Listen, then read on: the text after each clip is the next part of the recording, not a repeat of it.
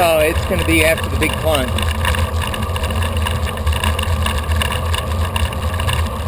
Like a 3/4 mile to a mile from the top of the big plunge.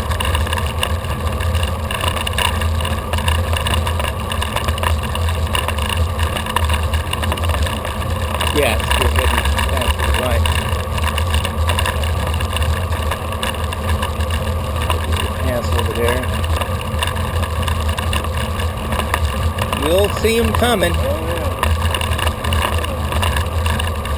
lots of time to anticipate the best or the worst.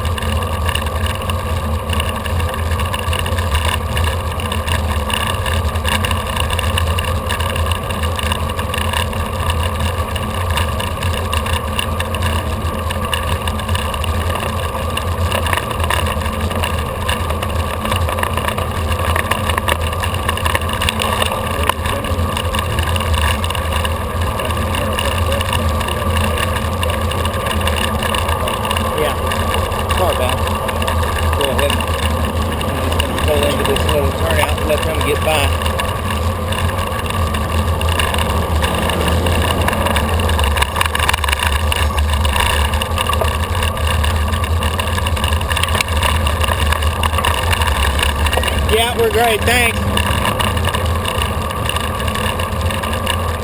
Cool. Alright, so we got Beth's helmet and camelback. That's good. Well, 2 days ago, after the ride on Monday, she left her camelback and helmet sitting out on top of the table. And you're not supposed to leave stuff out. So the Rangers picked it up, and they have had problems coordinating with him and getting back for the last 2 days. And every time I asked about it, they said it was taken care of. And then they come out this morning and start saying, well, Beth still hadn't gotten her helmet, so so-and-so's loaning her helmet. I'm like, you know, it's kind of like me asking Jack and them if I need to take care of Mona's cleats this morning. They said, no, we got everything taken care of. Well, they got it mounted on, they just never tested it. So it's that you find out about things in the time frame when you've got the least margin to deal with them, and it's kind of hard to fix them on the fly. So we kind of improvised a little bit of stuff. And for the most part on these trips, people are pretty flexible with us. They know we're not going to hit 100%, so they just kind of roll with it. But not always. Some people get a little bit more pestered by it. So all I can do is say, I'm sorry we didn't live up to your expectations. My mistake. Trying to make it right. Can't make it right after the event, you just write a check. Send it to them and apologize again and say, I hope your next adventure lives up to your expectations. No.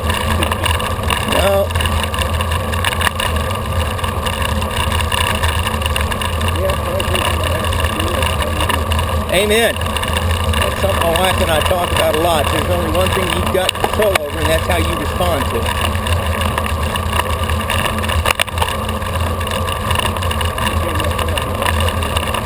Oh, amen. You know, but the sad thing about it is in art culture, when you're that way, you piss off a whole lot of people around you. Because they haven't figured that one out yet.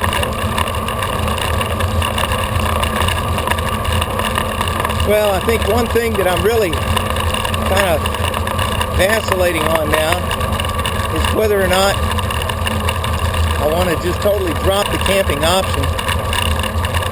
You know, and all our trips in the past, the campers have really banded together and worked together and done real well. And this time, not so much. No. You know, we got two that want this and two that want that, and the other two that shrug their shoulders and say, I'll put up with anything. And they're bickering with amongst themselves about who's doing what when with the band, and I want to be at breakfast at 7. Well, I don't want to be there till 8. Well, then you got to take me up there and drop me off, or you got to walk, or oh well. Like Michael Ann told me this morning, shake it off and have a good ride. Thrash the pedals. We'll climb out of the basin, did a lot of that for me. I think these next two climbs will take what's left.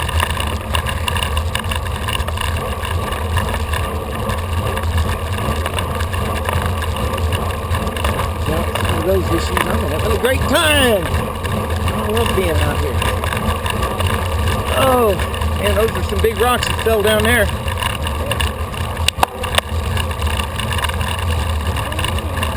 No, I'm done.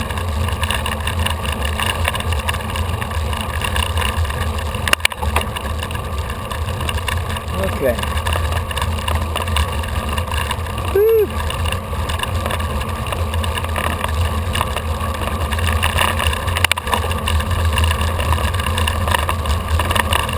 Yeah, those life management seminars, time management seminars and stuff sometimes can really provide you some great little nuggets.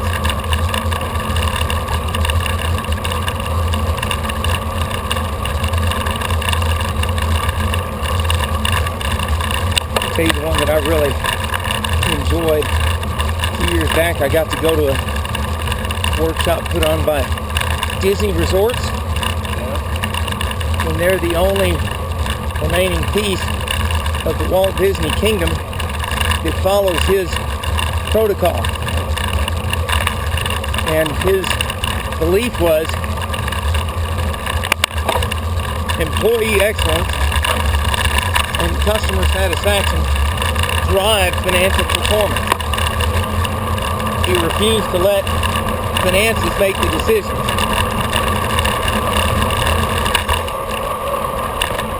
And it's an interesting concept, but when you put it to work, it's pretty effective.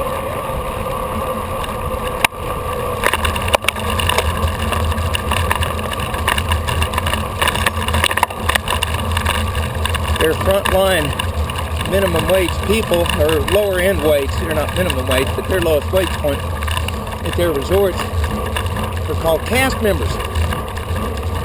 And they have roles that they play each day, and their roles change. If they're on the front lines, their roles might change every 15 minutes. Because at one point, their role might be standing by a little cone because of a hole in something that's being repaired, and they're saying, watch your step, please. And their theory is, you say that 8 hours a day, you're going to go crazy. So you do it for 15 minutes, then you rotate out and do something else. All sorts of little tricks like that.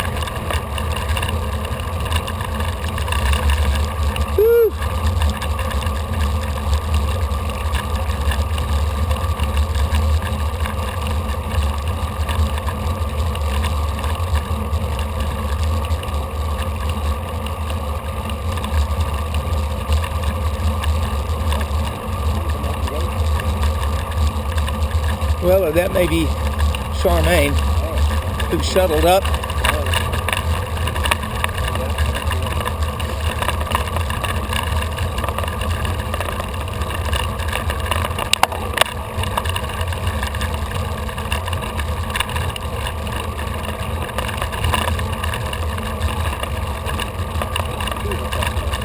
Yeah.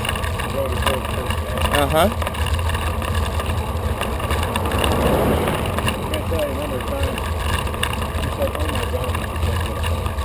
Cool. One point she said, that's the first time that I'm home since South Africa. 15 years. Wow. Oh, cool. Yeah. Cool. Yeah, she's got that South African attitude that's really pleasant.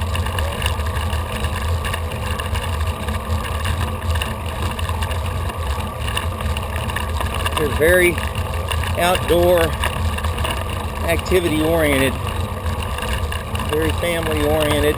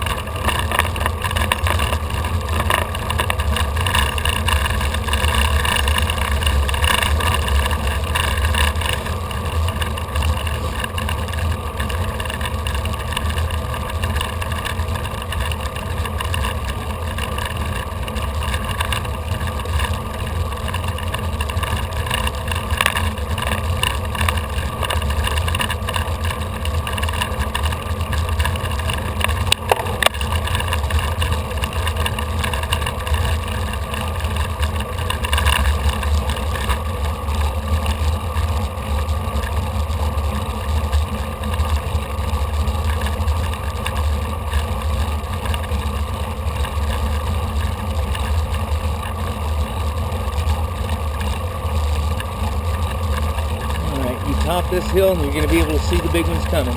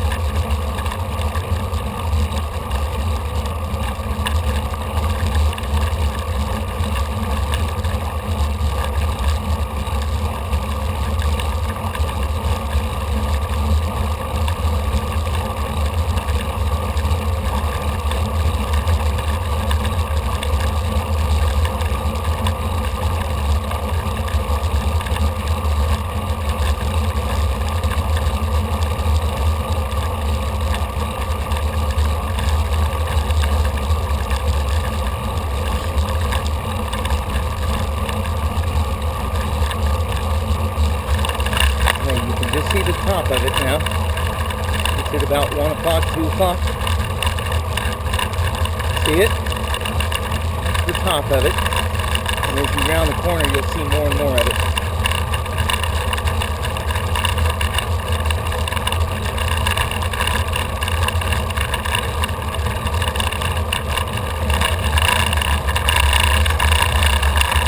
So the first one goes up and then down. Here it goes back up.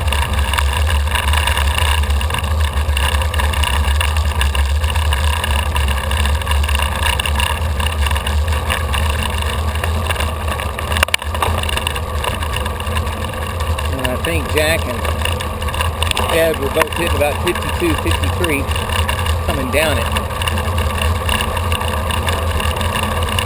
So it's pretty quick. Yeah.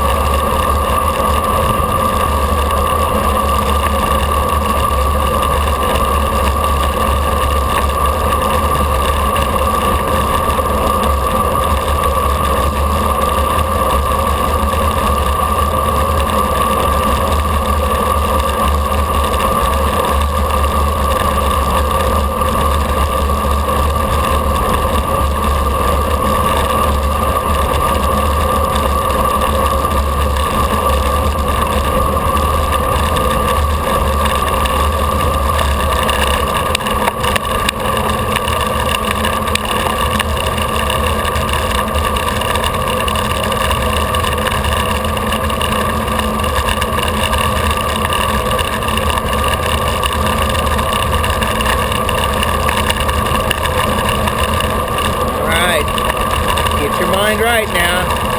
And spiked up for it. There you go.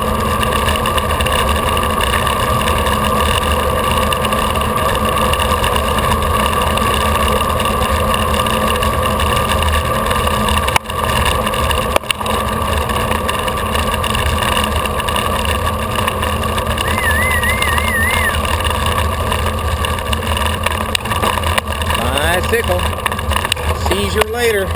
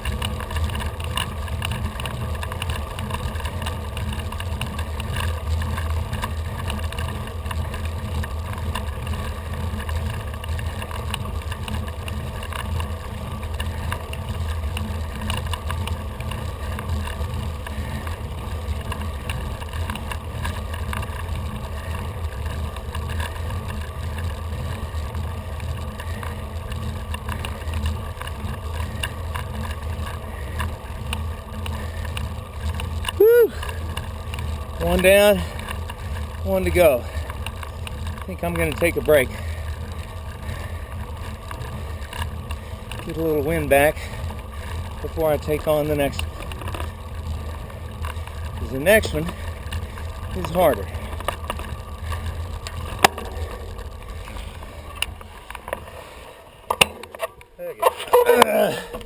No doubt.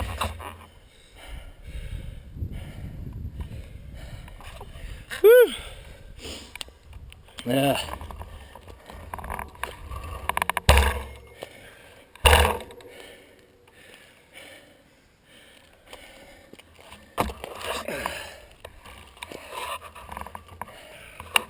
Oh yeah.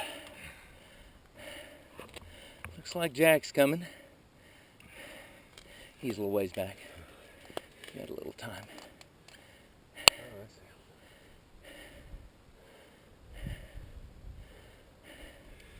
Yeah, wait until my heart comes out of my ears. Yeah. Is that what that is? Well, it feels like it. I'm hearing a very loud pounding.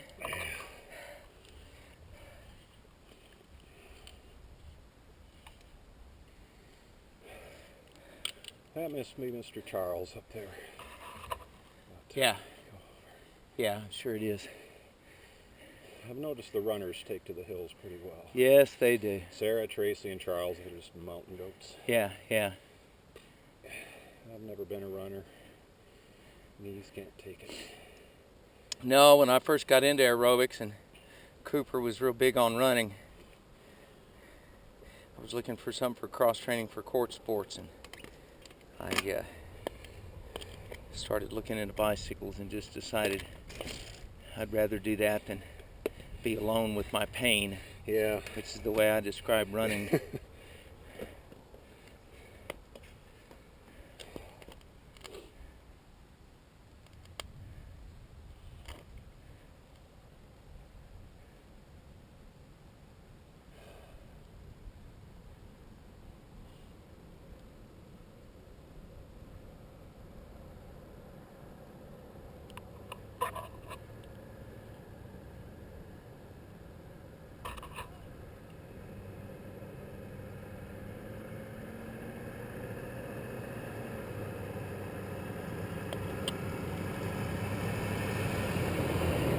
There's a turnout up there if you need it, right down the road. You want to ride? You want to ride up the second one? Because he's pulling out in this little turnout here. He can get you. All right? All right. Tell him you're coming. I'll tell him.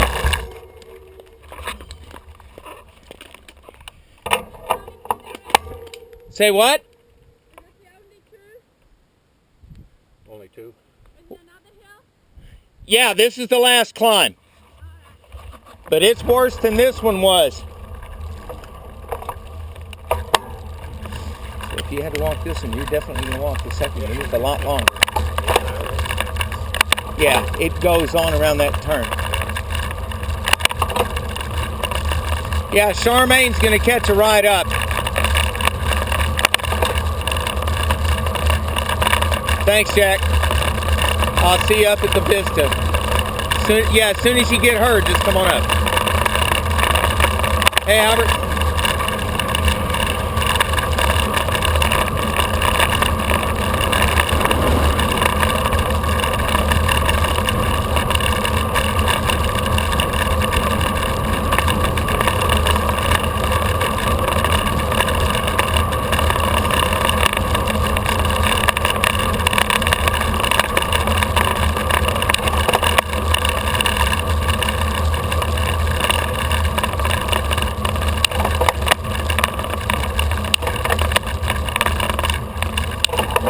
Up like a little Pac-Man.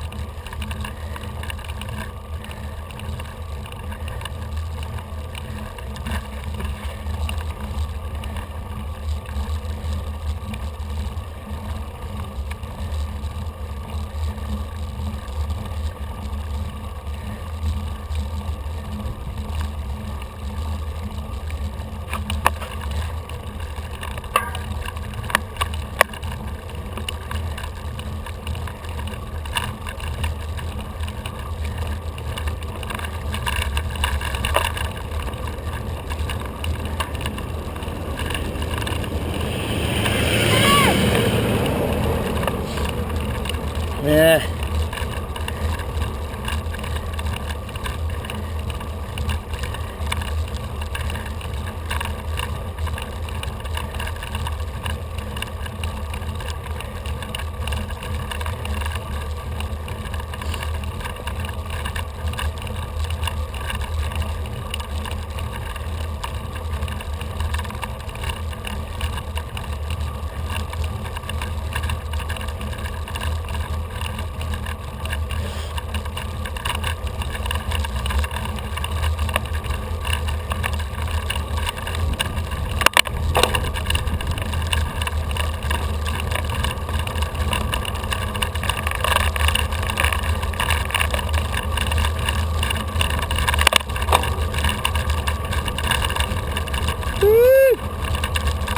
Man, good job.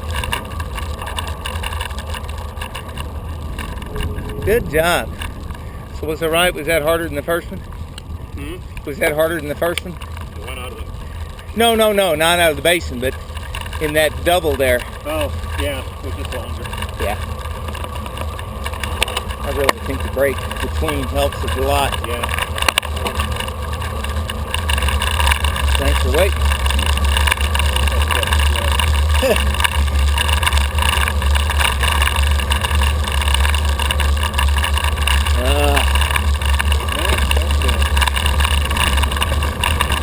Yeah, you conquer those challenges. It's a good thing, especially when you take them at the pace you need. Always think of those big pines. Think of a little beaver and a big pine tree. Ultimately, the beaver wins, but he does it just a little bit at a time. Little old beaver, big old pine tree.